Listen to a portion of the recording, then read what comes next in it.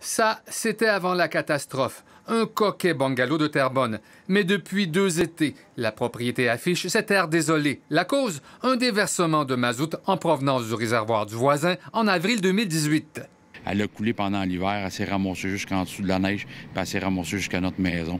On nous a confirmé que la grosseur de la tank à l'huile était à peu près à 6 000 litres d'huile qu'il y avait de mazout dedans. La police d'assurance des sinistrés ne couvre pas les dégâts dus au mazout. C'est donc celle du voisin, Desjardins, qui a remboursé les 30 000 $ pour décontaminer la propriété. Mais 1 an et demi après l'accident, il reste encore à refaire le terrassement, remplacer les plantes, reconstruire le patio inutilisable, les clôtures.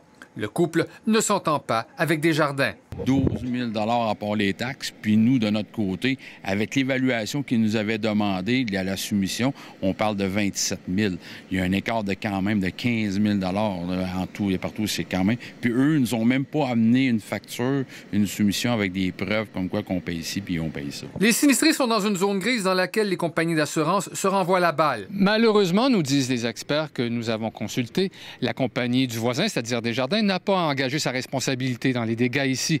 Elle peut vouloir rembourser, mais elle n'a pas non plus l'obligation de le faire selon le principe de la valeur à neuf. Pour ne pas accepter, si on veut, le verdict final de l'assureur, le dernier choix qui reste à l'assuré, c'est de faire le vrai litige qu'on a évité depuis le début et d'aller devant les tribunaux pour demander à ce que ce soit tranché. Notre couple découragé espère que son témoignage à la télé ramènera Desjardins à la raison.